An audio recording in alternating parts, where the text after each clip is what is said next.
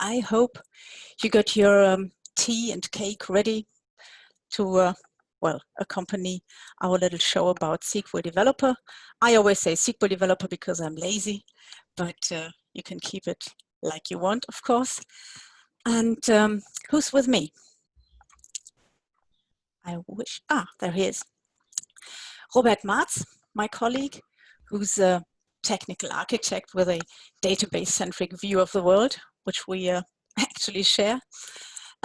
He's also in DOAC, a very active member of the database community, with a special spot for cloud topics.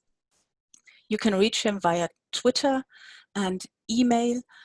And yes, he also is an Oracle ace. We'll come to that later on.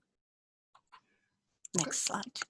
And I have the pleasure to introduce Sabine. Sabine is independent consultant, self-employed as I am. And she is a PL SQL and Apex developer and very passionate about the data modeler. Sabine is also an active member of the DOAC, the German Oracle user group, and she is responsible for the PL SQL topics inside the development community. So we represent two communities of DOAC. Database is here, development is Sabine. Sabine is an Oracle ace as I am, and Sabine tweets from time to time. So probably once a year or so. Okay, so if you want to follow her, this is always a good idea. Sabine, can you tell us something about the ACE program? Yes, I will keep it short because I think much has been said about it. It's a great community. And if you like to share your knowledge, and you do that several times a year, in which form doesn't matter really, blogging, presentations, whatever, writing books, just have a look at the link below and see whether you actually can apply for being an ACE. It's, as I said, a great community. It's always great to meet up with the people and have a look. Okay. Sabine, we are going to talk about SQL Developer today. I'm sure you can tell us something about the tweaks and settings to make ourselves at home in SQL Developer. Can you? Of course. I'm really glad you're asking. Yes, usually when I have a fresh install of SQL Developer, I don't really feel comfortable. And I will show you why. I've prepared something, a nearly fresh and shiny SQL Developer. I've tweaked the font sizes, as you might notice, so you can see that better. Yeah. So, Sabine, we don't see your screen, your SQL Developer right now. We see the slide. Oh, thank you. So, I have to check. So I have to share the complete screen. Oh, that's number one. Number two. Better now? Yeah. Thank you. All right. So this is a new and fresh installed SQL Developer, nearly. And when I go there, there are a few things that I have to change. First of all, we're going to spend a lot of time in the preferences dialog. That's why I usually start with making a shortcut. If you open the preferences window and start typing,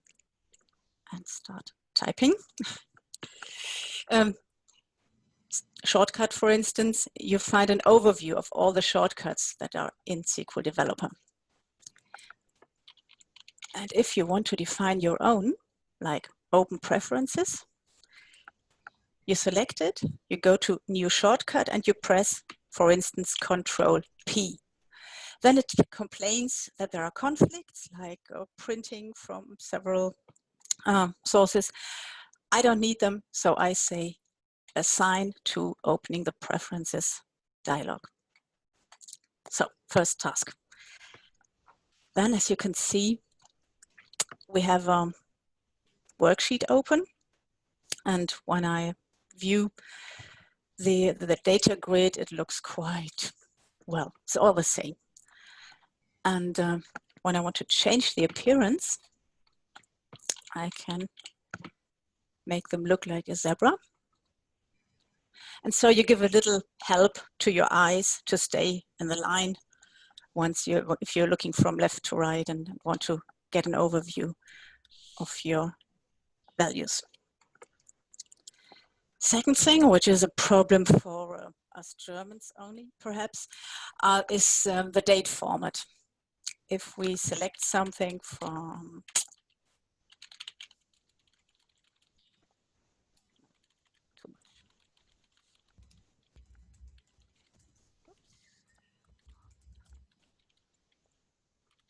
it's very difficult now. So.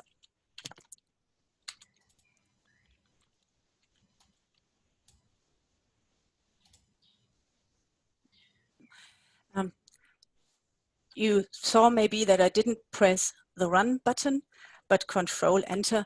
I hope everyone knows Control Enter executes a statement by now, so I didn't mention it. All right, so when I look at these dates, I don't really like them. And I want to change them. So Control P, we go back to the preferences window. I type NLS, and here I've got my date format, and I can easily change it to date, month, and year. I could also change the timestamp format or whatever to what I like.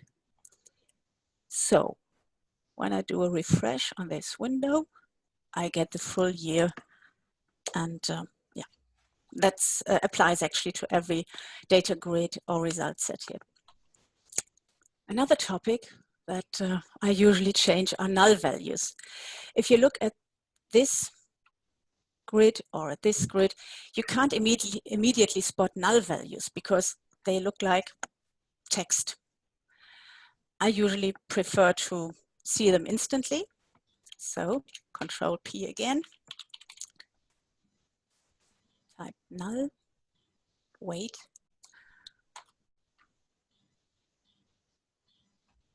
Now, I have to excuse my computer. It's horribly slow.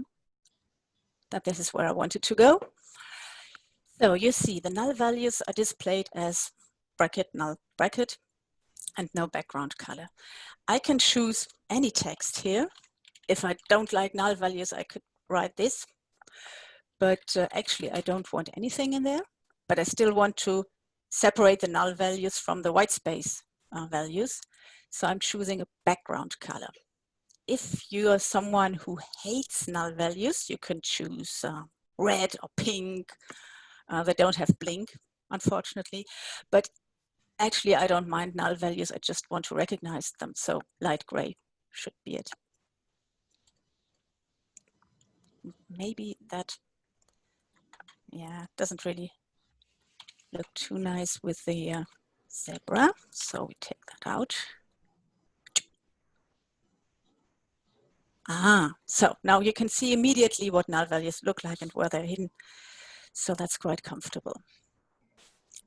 In your worksheet, you usually don't have line numbers. I don't know who invented this default. You can get line numbers this way, or you can do that once and for all by saying show line numbers, preferences, line numbers. Yeah. Good. So then there's another thing. If you open your connection and the tables and you're investigating something, you see, I just touched the emp table with my mouse and it immediately replaced the locations table that was in this before, in this tab. Same here. I don't want that to happen again. So we go into the preferences, type object, and disable the open object on single click, because I really don't want that. I want it to open at a double click. Okay, and we're done.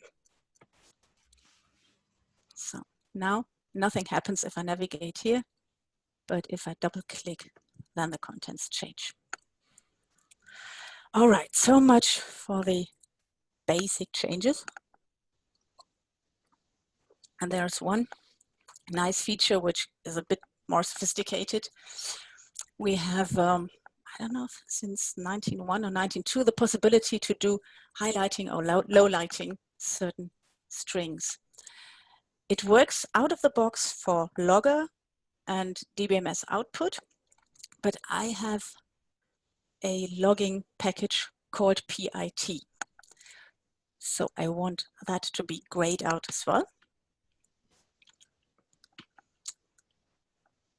And I can change the appearance of the code when I type syntax. And here I have many, many possibilities. Yeah, many possibilities to display different things. And I recently saw that they changed the name of this. It used to be called PL/SQL Custom 2. So that sounds really weird. Now they call it PL/SQL Logger, which is much more intuitive.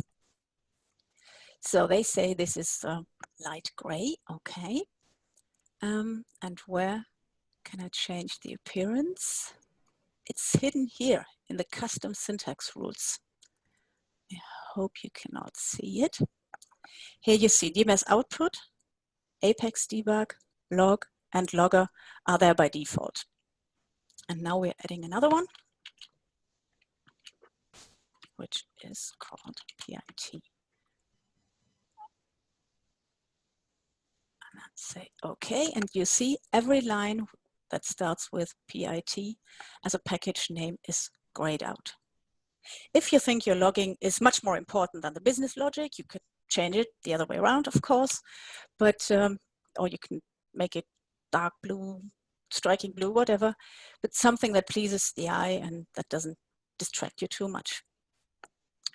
So that was a little bit about the appearance and about some, well, customizations.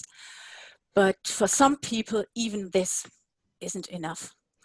And they want some other mode of the whole appearance.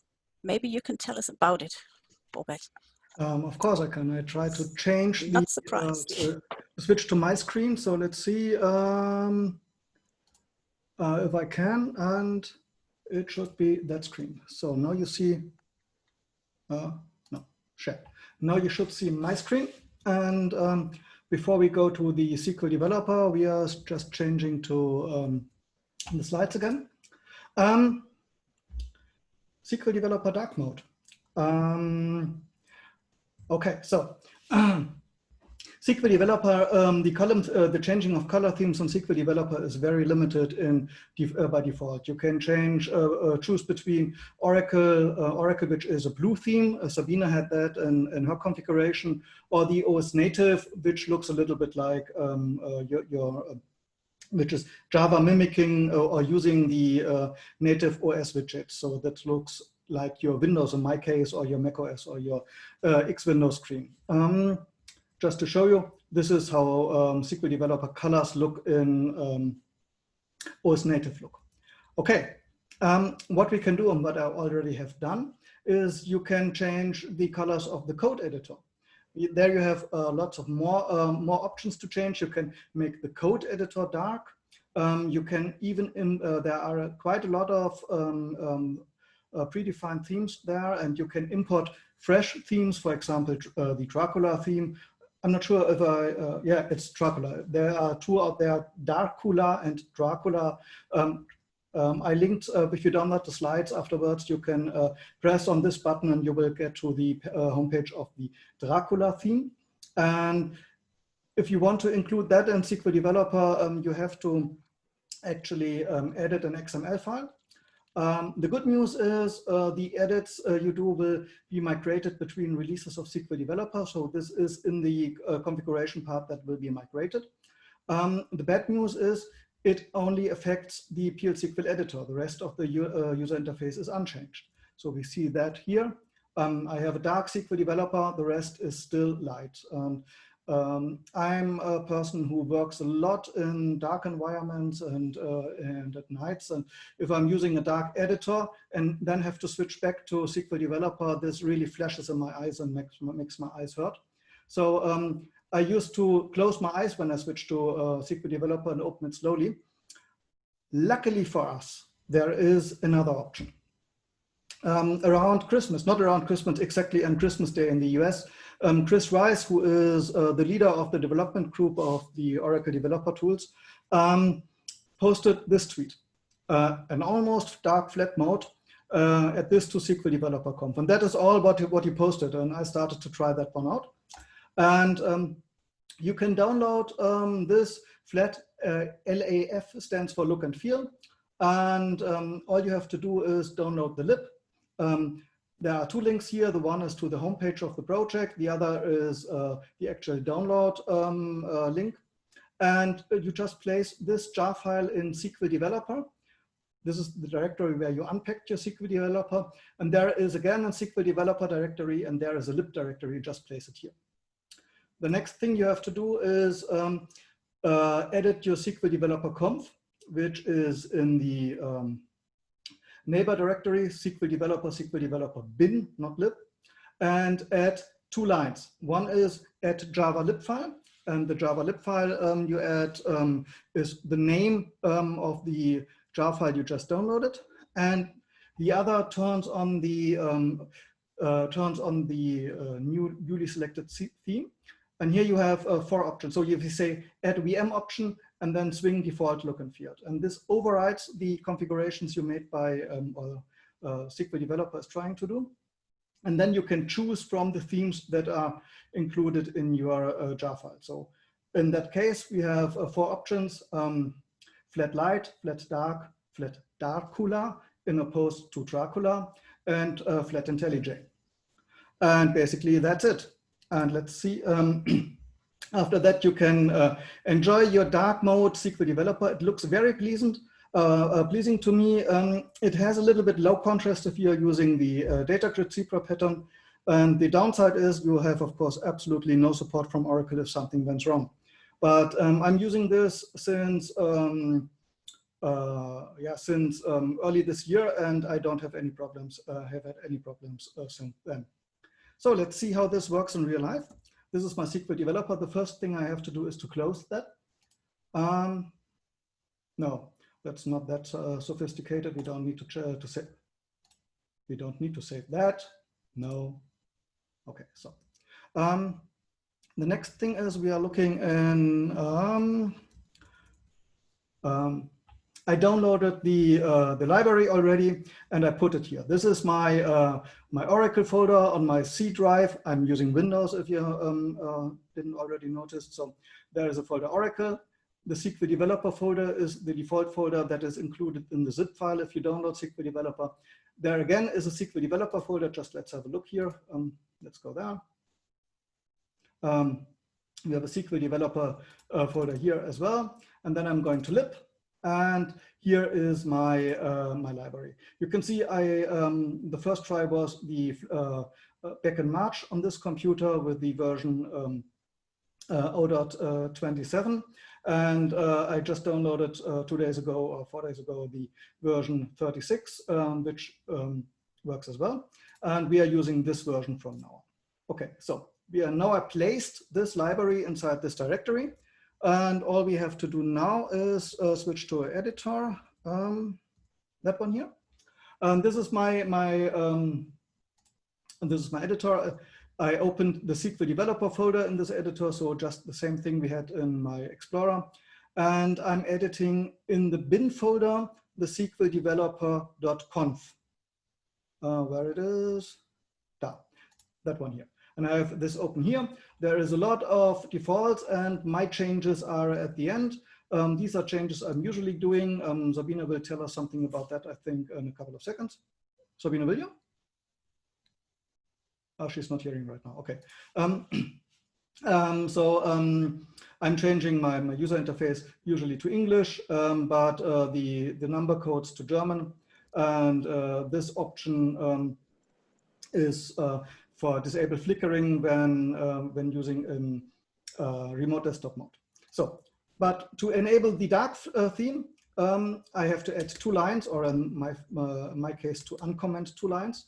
The first thing is add this jar file to the SQL Developer, and the next thing is choose your look and feel. And then I have to press save, don't forget that. And when I now start my SQL Developer again, I get the splash screen on my other screen here, just moving it over to you. Hold on a sec. So now it's looking like here. But what it didn't change was the contents of the welcome screen, of the welcome page.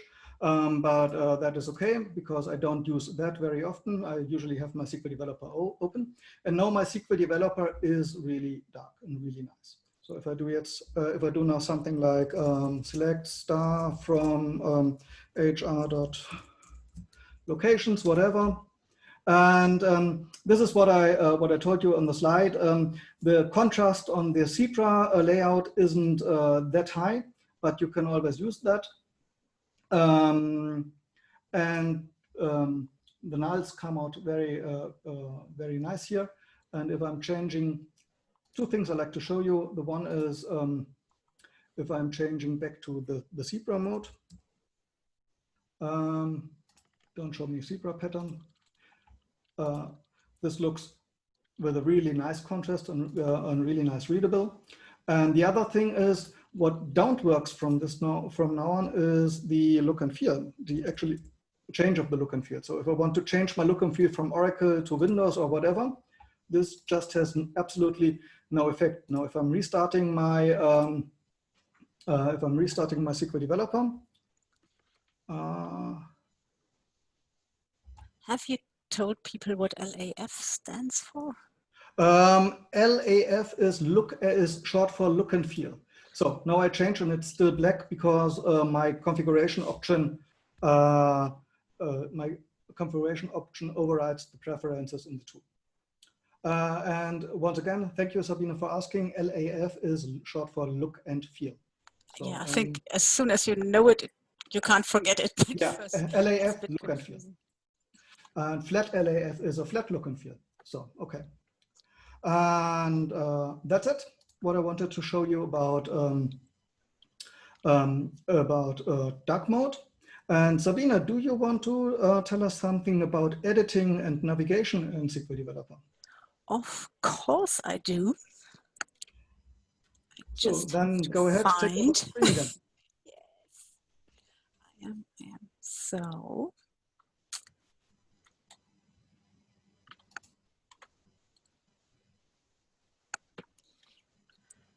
right, so screen is there and we're going to talk about editing.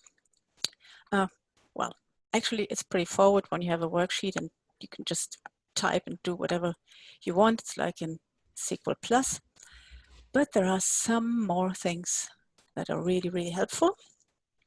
For instance, if you take this query, just imagine you want to do some changes and your dear colleagues have left you this statement without any aliases and you don't really know which table, which column belongs to, or just imagine you do know it, you can use multi-cursor editing. So you don't have to go to every single place and do the changes, but you can do them all at once. I usually prepare something before I do that because the standard is a bit weird. So we go to the preferences again. Actually, we have to use mouse actions to do that because the multi-cursor is under mouse actions. And the standard is you have to do Control, Shift, and mouse click to place a cursor at a certain place. I usually change that to Alt, click. I think that's complicated enough. So when I now press Alt and mouse click, I get several cursors. And I can add something, whatever I like. I can also delete and add some more. So that's pretty easy. What you can't do currently is remove a cursor. So if you click in the wrong place, you have to start again. And also what you might be used to from other editors is if you click and drag down, it usually puts the cursors from top to bottom. But there might be some changes in SQL Developer 22. I know the developers are aware of the problem, of that need, so maybe it'll change.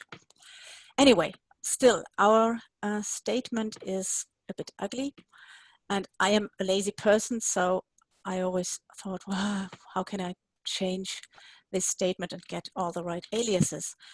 And I actually found a solution, which is the query builder. Many people might think, how disgusting, I don't need that visual whatever. But in this case, it's really, really handy because the query builder analyzes the statement and it knows which column belongs to which table, which is perfect for us. So actually it has analyzed, it has made me a little model with all the joins. And if I just select an additional column and deselect it and go back to the worksheet, it not only formatted it, but also put all the correct aliases in front of the columns, which I think is a great solution. Okay, where are the recorded claps, actually? Yay. Really should work on that, yeah. Thank you, thank you. Good. Another thing for people who tend to forget, well, just imagine you have several statements in this worksheet, and you've changed them over the time, and you have got several tabs open here, and you can't remember which statement belonged to which result. Then you can use this SQL button, and it actually shows you which connection it used and what the statement was, which is very, very helpful for retrieving something like that used to work, doesn't work anymore. Here you can go back and you can even copy what's in there.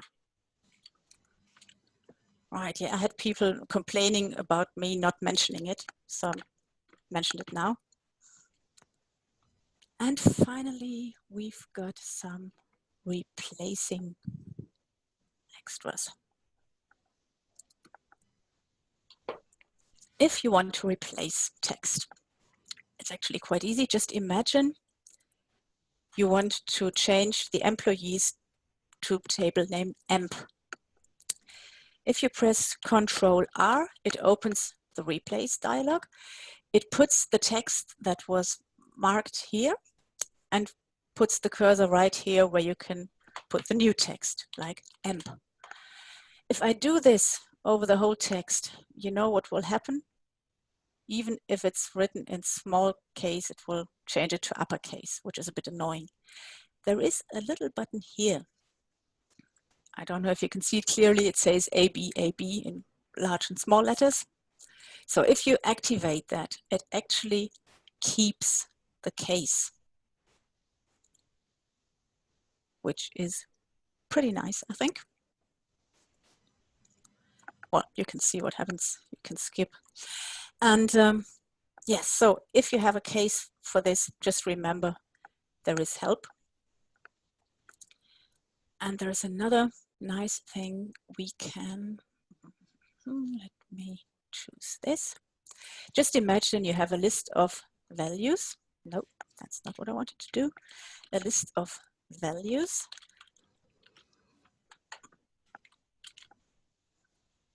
Ctrl+C, ignore these. And you want to have commas between them. You can do it with replacing as well. If you say new line, I want to replace it with a comma. The important thing is you have to activate the regular expressions button. Or is it regular expressions or just, yeah. Okay, so, and then you say replace, replace, replace, replace. Pretty fast. Sabine, here is a question from the audience. Can you show again how you operate to make the SQL statements align all to the left, so this left alignment? Was it, what happened? What I happened just read here? the question. Yes, I see it, I see it.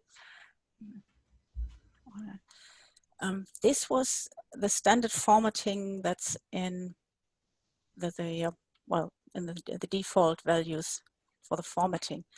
If I have some script statement like this, and I use the format, could have used Control F7, then it does that.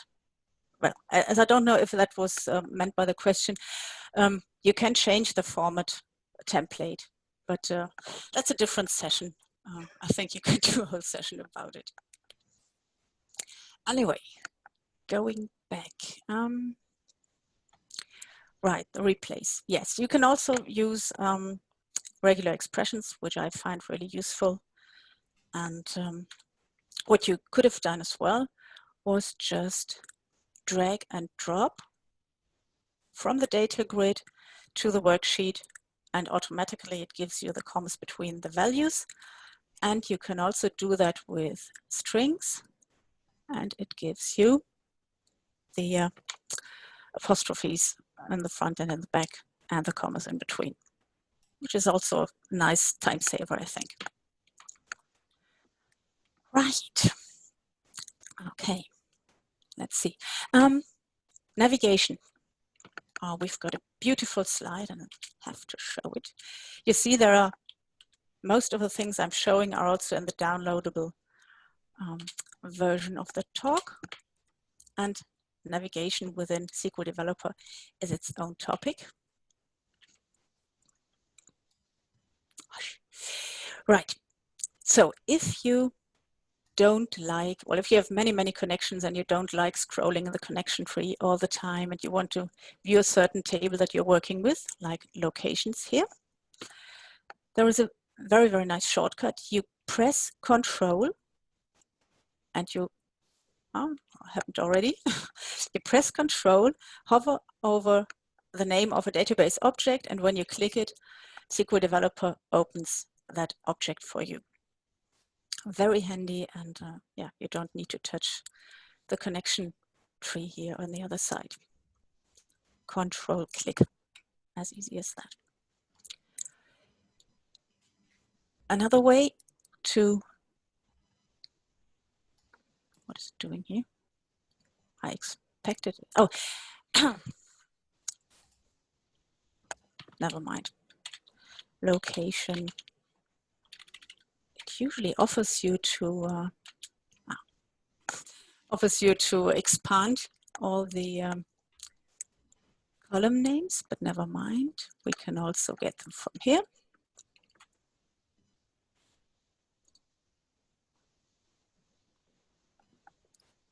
Just slow. If we want to change the name of this location ID, we have to find out where it occurs. There is a very, very short way to do that. It's called well, a global search, Alt-G. If you press Alt-G,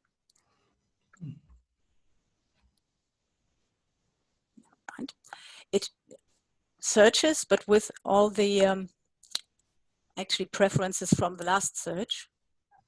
And I will just activate everything, and it searches through all the metadata of the database, trying to find the string location ID and objects with a name location ID. Maybe all schemas was a bit too much.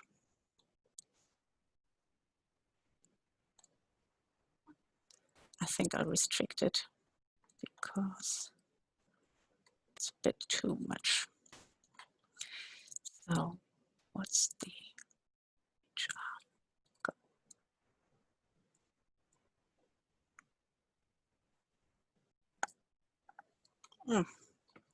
I think it's stuck with the old task. So I'm ignoring this for a moment and show you something else instead. Because often when some process is stuck, you want another connection with the same connection properties. Yeah, there we are. Okay, so that's the result of our search. It found a location ID in the table departments and in locations. It occurs in a view. It occurs in different schemas as well. Here we've got the location ID and so on and so on. And it even searches through the view source. So that's really helpful, and you should keep it in mind if you're looking for database objects.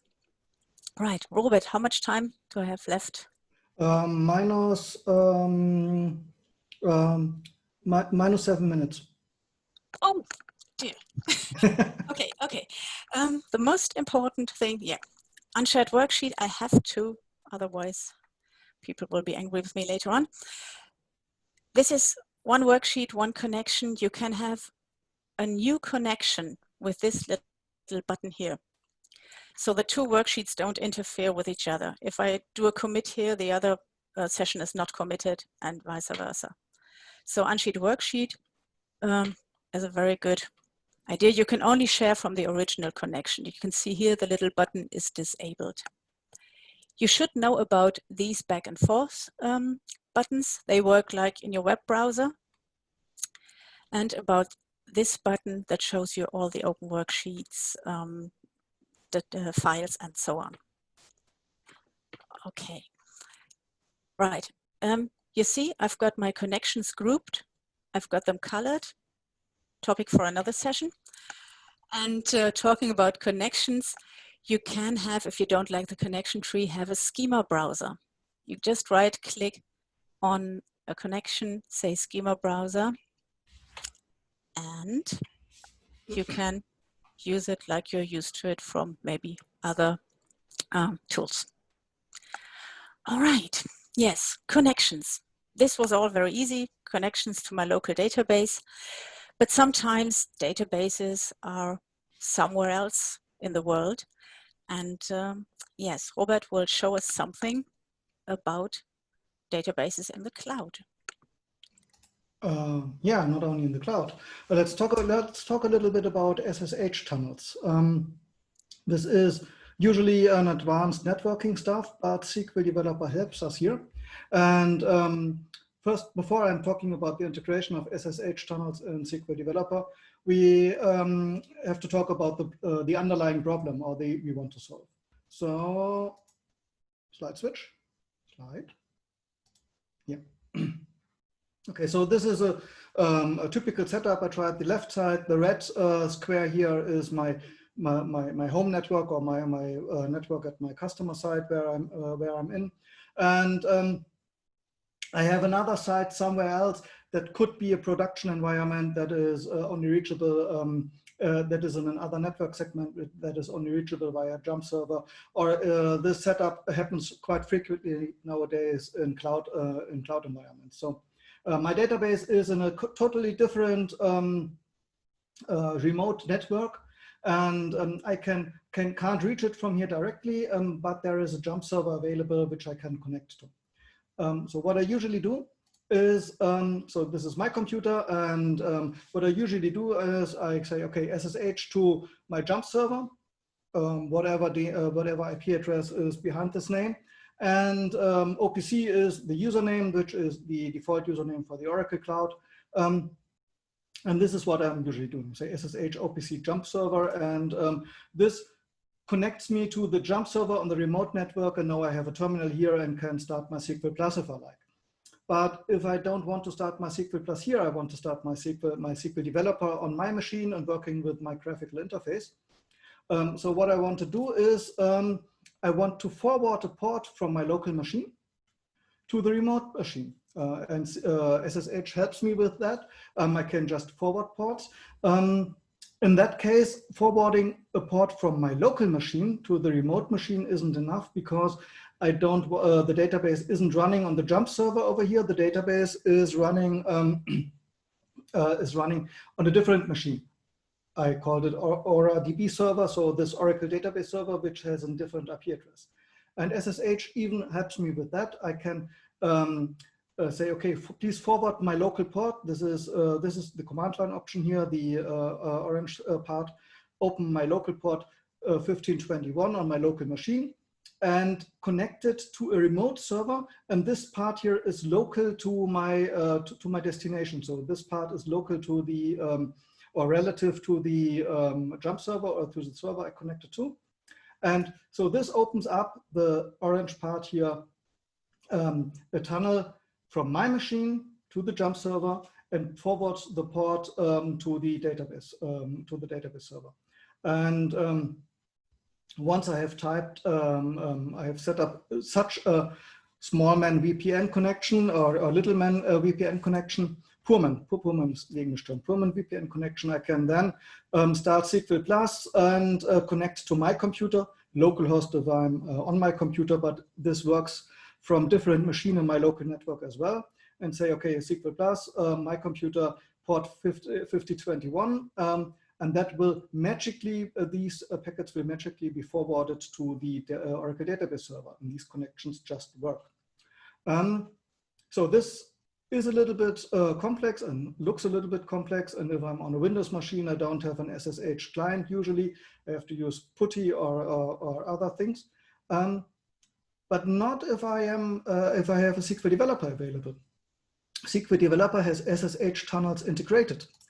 The first thing you like to do is to show the pane. You go to the menu and say menu view SSH, and then you can create an SSH host, and there is a wizard that lets create you the SSH connection and the port forward in a single step. So the upper part here, you can see the dialog here. The upper part is the SSH connection. You give it a name. This is the host I want to connect to, the port, of course, the username, Oracle, OPC, whatever. You can choose if you want to use a key file or if SQL Developer should ask you for a password. And this is the local port forward. So I want to forward my I want to forward a local port to this IP address, and again, this is relative or local to this host, because the forward is opened once I have only after I have connected to that host here, and port 1521 because it is the default Oracle network port. This automatically assigned local port. This is the port which listens on my computer side. So you can choose I can use a specific port if I like, or I can just SQL Developer let decide, and SQL Developer then will try and look for an open port that is usable. I can test it right away after I have designed it, and after that I can open a new Oracle connection, and that dialog looks familiar. The upper part is as usual. I'm just opening a new connection, and the lower part I choose connection type is SSH. And then I choose the name of the port forward I just created and just provide the service name, and I'm done. And so this is the connection type, and this is the port forward. These are the important things that we just configured in the dialog before. And yeah, let's see how this works in real. Where's my SQL Developer? Here we are. So usually we don't see that pane, that SSH host pane here. If you don't see it by default, you just go to the view menu, and those entries are ordered alphabetically. And my screen resolution is too low. So after P there should be somewhere S, and then there is SSH here in the lower pane. Okay. This is something I didn't notice about because I have chosen a large font and a low screen resolution to make your experience better. This menu isn't shown in full, but there is this SSH, and if you press on this button, you will see this pane here. And I have pre-configured one, and let's see what happens if we want to create a new SSH host. So I'm going here and say new SSH host, and this looks a little, despite the colors, exactly like the dialog I showed on the slide. So let's give that a name, ACES at home. I want to connect to localhost because I have a virtual machine running here with its own port forwarding and NAT networking. The port will be 2222. The username is Oracle. I can choose I have a key file pre-configured, that one should work. And so I don't get asked after the password. Now I want to add a local port forward. We don't name that default, but we name that Orzel database. Okay. And it happens that this database runs on this virtual machine, so I don't have to add a remote forward. I can just keep it on localhost, and the destination port will be 1521. Okay, so let's create that. And now we can see in the, let's just put that away, and that too. And where's my SSH? Go away.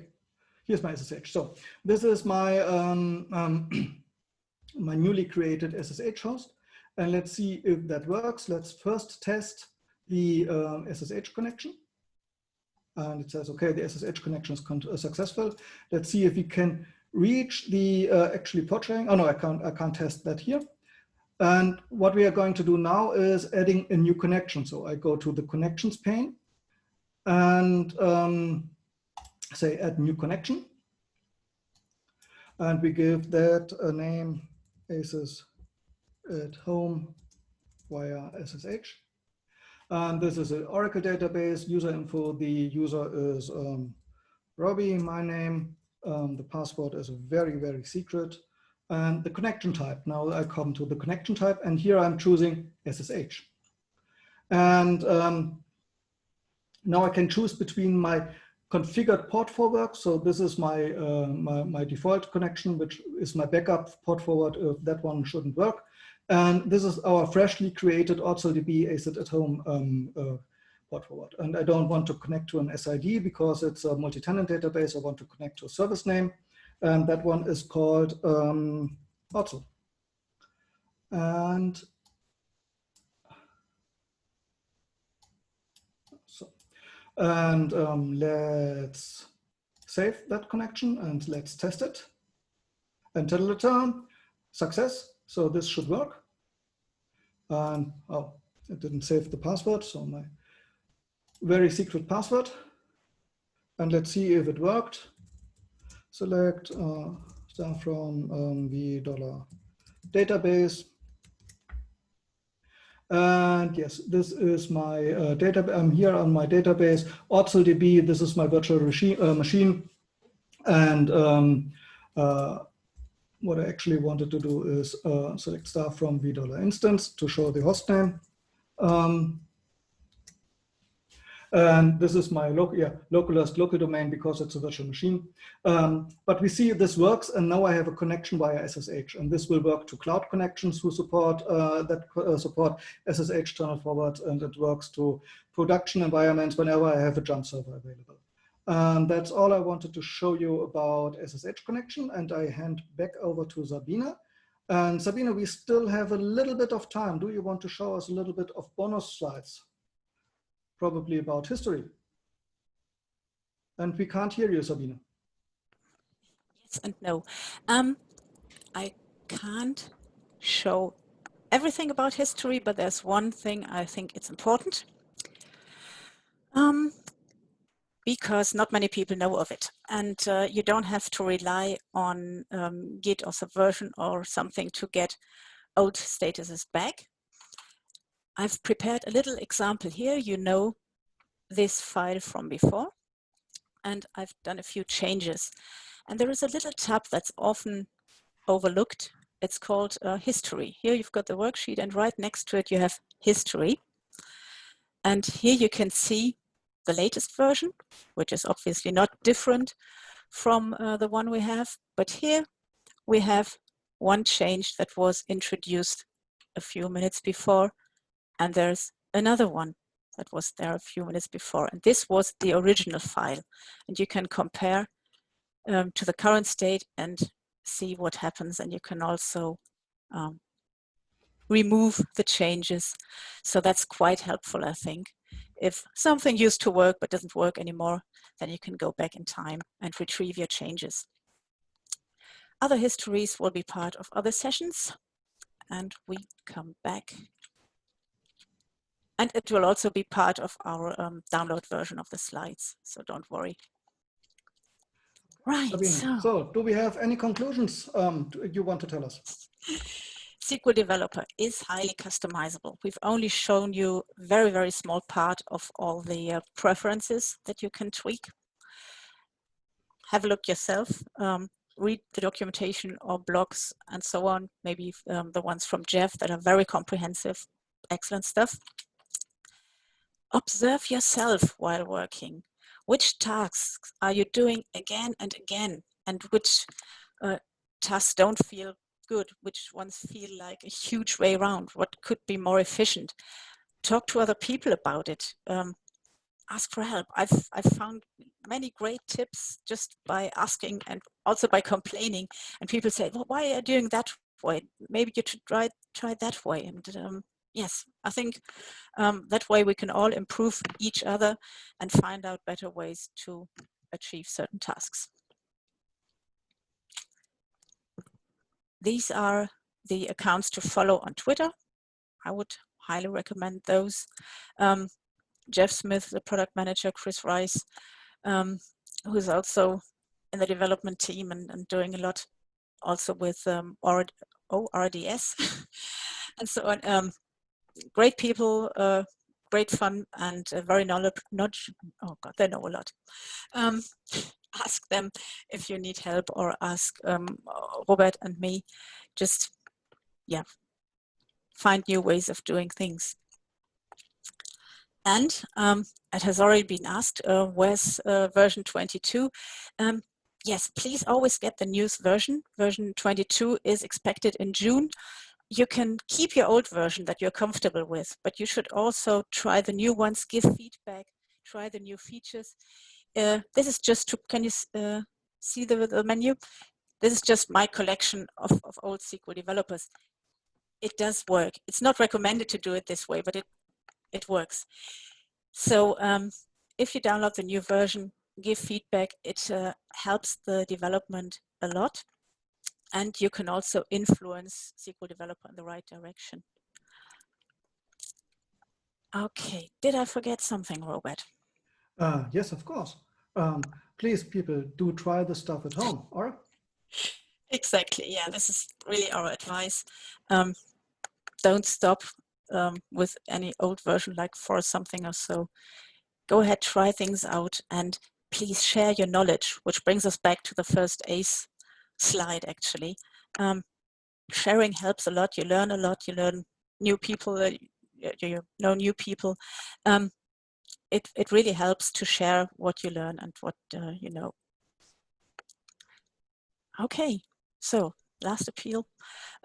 If there are still questions, find us on Twitter or write us an email. I think that's mainly it. Yeah, there was one question throughout my talk that asked after the download links for the flat look and feel, flat dark look and feel. You can either Google it, or if you download our slides, we will make them available here on the ACET at homepage. I made the links clickable in the slides. So just download the slide, the PDF, and click on the link, and it will lead you directly for downloading where you can download it. And if you can't wait for downloading the slides, just Google it. There's one more question in the Q&A. Yes, I just saw it. PIT is the PL SQL Instrumentation Toolkit. Sounds very sophisticated. It is similar to Logger, but offers some more possibilities, but you have to do a little more work before you can actually start. With Logger, you can start right away instrumenting your code. With the PL SQL Instrumentation Toolkit, you have to do a little more design beforehand. But it's really cool, very well done, great programming inside. It's still worth looking at. You can find it in GitHub.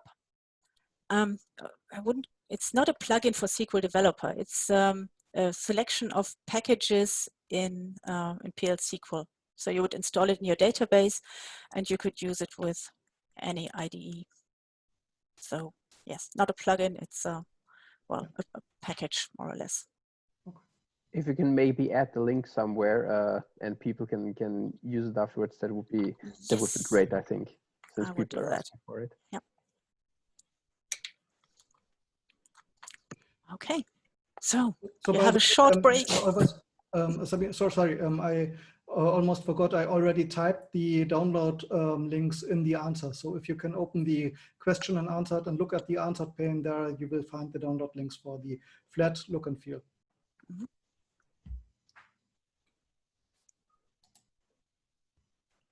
Okay. Okay, Christian, your turn. Enjoy the afternoon. Yes, thanks so much, guys. Thanks so much for this presentation. It was very nice having you.